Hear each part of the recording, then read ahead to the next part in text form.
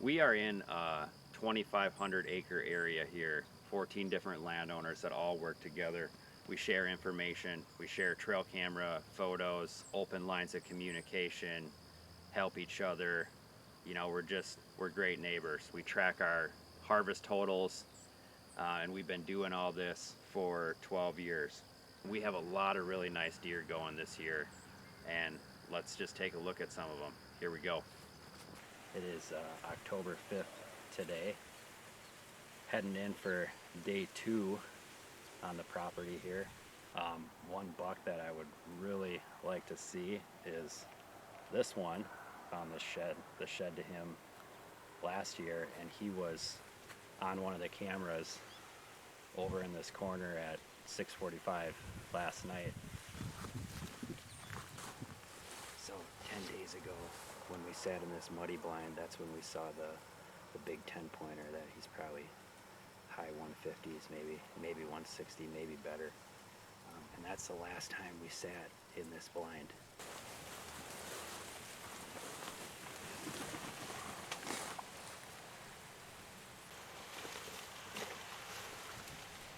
Our wind is going to be going kind of right like this, and we're going to play the keep the window shut game. But the reason that I thought it would be worth a try is because at 6 o'clock the wind is only supposed to be 2 miles per hour, so it's inconsequential basically. Last night the bucks were really active, and things will get wild if one of those deer steps out here, and I have to try to figure out how to shoot a bow out of this blind for the first time.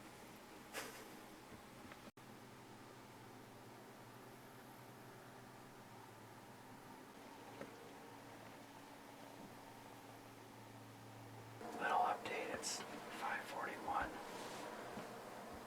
So far only turkeys. We just opened this window right here. Otherwise, the windows have been shut basically. But the wind is supposed to really lay down here. I feel good about what we got going on.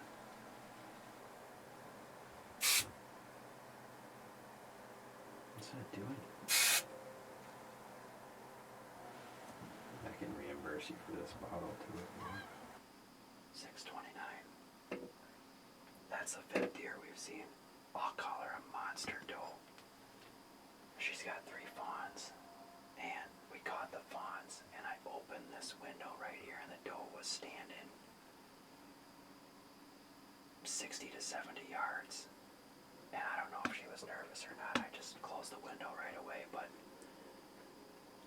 it's directly downwind of where our wind would be going. And it's pretty light. I wouldn't think she would smell us with the ozonics, but we never saw them again. The reason we took this chance is because the wind was supposed to be completely nothing 6 o'clock or after, and it basically has laid down to almost nothing right now.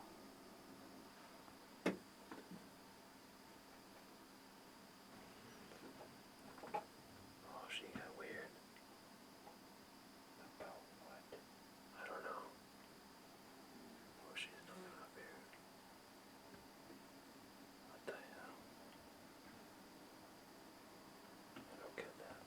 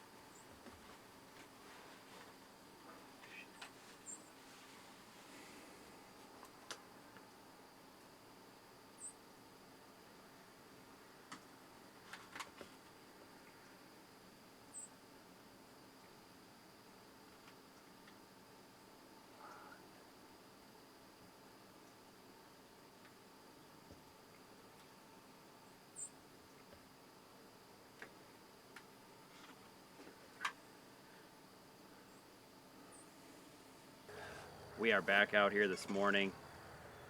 It's my intention to document and share every day that I'm in the woods this year. And last night was just one of those hunts that you want to forget. You know, it's not all gravy out here. We are fortunate to harvest a lot of big deer, but there are highs and lows just like anywhere else. And last night was definitely a low. It's probably one of the worst hunts I've ever had in my life.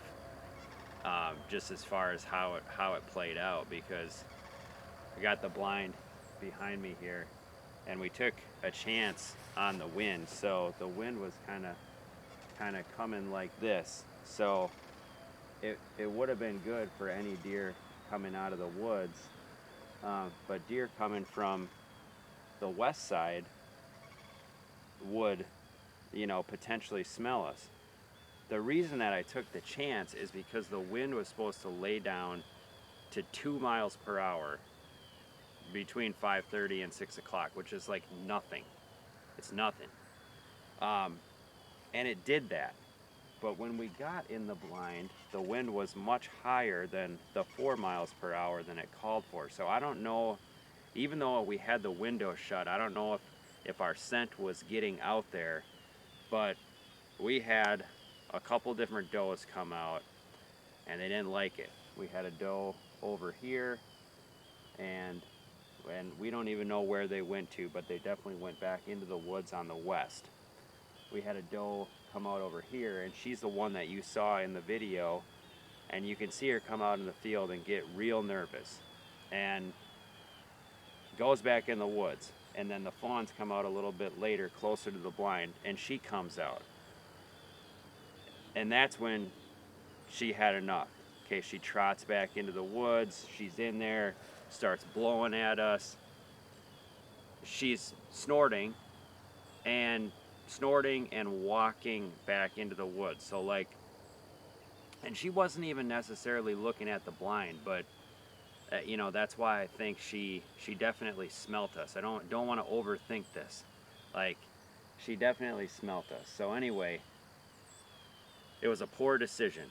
It's a poor decision. This whole food plot system is a learning experience, and I'm going to tell you this right now. We will not be going back to that blind unless the wind is blowing to the outside of this incognito.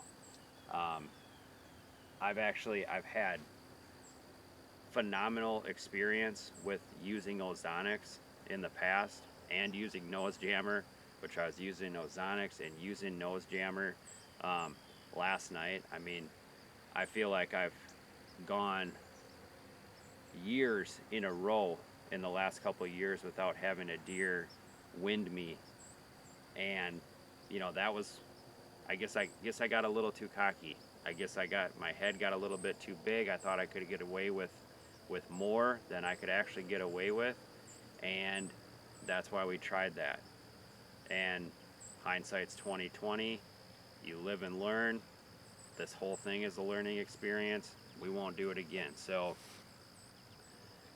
you know, I guess we saw 9 deer, which nobody should be complaining about that, but I really try and be careful about what days I'm picking and when I'm making the investment to come here, because, you know, this property is almost 4 hours from my house.